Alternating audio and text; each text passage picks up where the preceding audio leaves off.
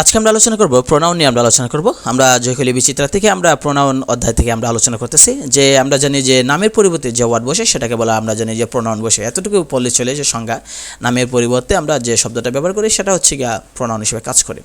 তো আমরা যদি ক্লাসিফিকেশন দেখি যে আমরা প্রোনাউনের প্রকারভেদ যদি আমরা খেয়াল করে দেখি তো এখানে দেয়া আছে যে পার্সোনাল প্রোনাউন দেয়া আছে, এক্সাম্পল দেয়া আছে, পসেসিভ দেয়া আছে, ডেমনস্ট্রেটিভ দেয়া আছে, ইন্টারোগেটিভ দেয়া আছে, রিলেটিভ দেয়া আছে, ডিস্ট্রিবিউটিভ দেয়া আছে, ইনডিফিনিট দেয়া আছে, রিফ্লেক্সিভ দেয়া আছে এবং রেসিপ্রোকাল প্রোনাউন দেয়া আছে।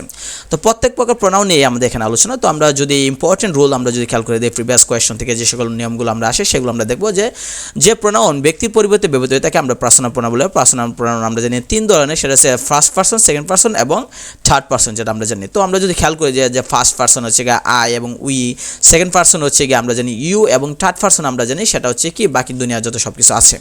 তো এখানে দেওয়া আছে যেটা এক নম্বরের রুলে দেওয়া আছে যেটা যে ফার্স্ট পারসন, যেটা আমরা জানি যে ফার্স্ট পারসন হচ্ছে আই এবং উই। তো আই হচ্ছে সিঙ্গুলার এবং উই হচ্ছে কি প্লুরাল, এটা সাবজেক্ট হিসেবে ব্যবহার করে। আর অবজেক্ট হচ্ছে গিয়ে মি এবং আস এবং পসেসিভ হচ্ছে গিয়ে মাই এবং আওয়ার।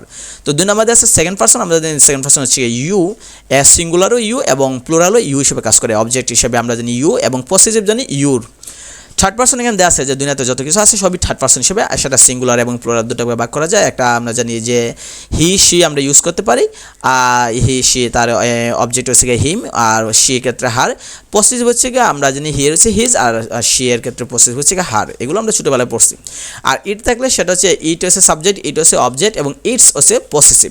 আর দেয়া থাকলে দেয়া হচ্ছে সাবজেক্ট, দেয়া হচ্ছে অবজেক্ট এবং দেয়ার হচ্ছে পসেসিভ। এগুলো আমরা আগে থেকে জানি। তো আমরা যেগুলো দরকার সেগুলো আমরা আলোচনা করতেছি যে বাক্যের পার্সনের বিভিন্ন ফর্মের বিভিন্ন রূপ ব্যবহার করে। যেমন সাবজেক্টের ফর্ম হিসেবে আমরা ব্যবহার করতে পারি, যেমন প্রোনাউন সাবজেক্ট হিসেবে হয়, অবজেক্ট হিসেবে হয়, পসেসিভ হিসেবে ব্যবহার করা হয়। বলছে কেন যে সেন্টেন্স এবং অবজেক্ট ক্লজ এর সাবজেক্ট হিসেবে ব্যবহার করে। আমরা জানি যে প্রোনাউন সাবজেক্ট হিসেবে ব্যবহার করে। এখানে লাগছে যে he had a score of 30, এখানে হি সাবজেক্ট হিসেবে ব্যবহার করতেছে, সেটা এখানে বলা হইতেছে।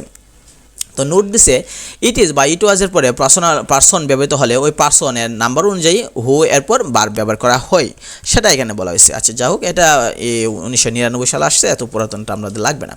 অবজেক্ট ফর্ম যেটা আছে যে সেন্টেন্স আমরা জানি যে যে মানে প্রোনাউন যেটা সেটা অবজেক্ট হিসেবে ব্যবহার করা হয়। বিভিন্ন জায়গায় আমরা অবজেক্ট হিসেবে ব্যবহার করি, যেমন দে আস্কড মি, এখানে মি অবজেক্ট হিসেবে কাজ করতে শেষে সেটা বলতেছে যে ল্যাটের পর প্রোনাউনের অবজেক্ট বসে। হ্যাঁ ল্যাট আমরা ইম্পারেটিভ 9-10 যখন আমরা যে ইন্টারোগেটিভ ইম্পারেটিভ যখন করছি আমরা ল্যাট দ্বারা, তখন তো আমরা ব্যবহার করছি। এটা প্রিপোজিশন পরে বসে সেটা আমরা জানি, ইনফিনিটিভ পরে বসে সেগুলো আমরা এখানে বলতেছে যে এগুলো আমরা জানি।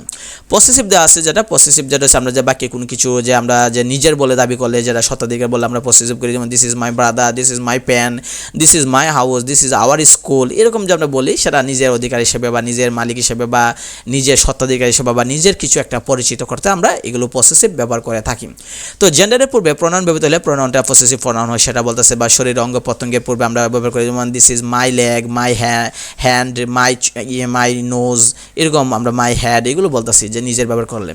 তো নোটে দেওয়া আছে যে পার্সনের পসেসিভ ফর্ম এক ধরনের অ্যাডজেক্টিভ যদি তা প্রোনাউনের পূর্বে বসে তখন তাকে পসেসিভ অ্যাডজেক্টিভ বলা হয়।